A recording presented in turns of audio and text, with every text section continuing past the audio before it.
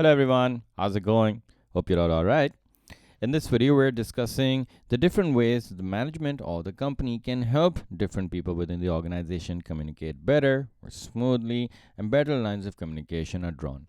And one thing that all companies want to keep a close eye on is something that we call informal communication. Now, everything that you've learned about communication in this chapter so far has been formal communication, right? Those are the actual lines of communication that are established by the company. So they will tell you who the boss is, who's reporting to everyone. So all of that has been part of being a proper formal communication channels in the company. Informal communications are those channels of communication which do not exist according to the structure, so there's nothing defined about them, but they still exist because people at work are also human beings. Human beings like to have conversations, especially when they're away from their work and from their desks. And that's where you make friends, you talk about things in life, and you also talk about work as well. So, informal communication are those unofficial channels of communication that are there between employees at different levels.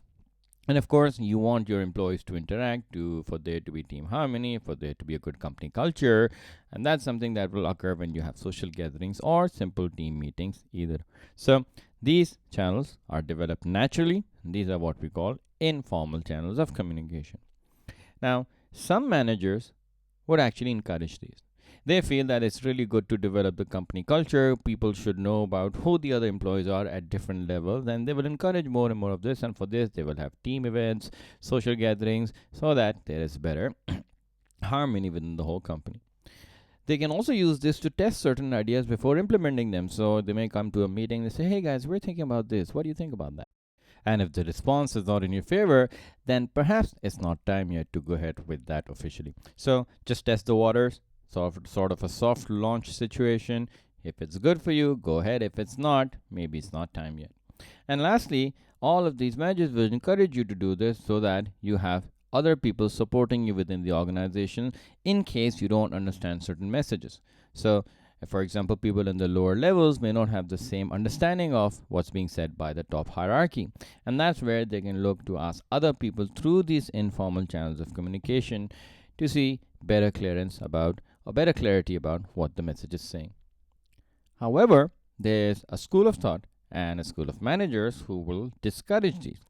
They simply feel that these distract you from your real work. Your job is to do your work, that's what you're getting paid to do, so simply do that. And it also creates unofficial groups, which of course people can use that to influence decisions. They can create problems for others.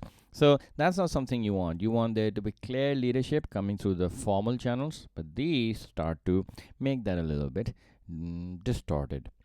And lastly, what mostly happens in these meetings, and I've been part of one or two myself, I'm ashamed to say, that is used to create and spread rumors.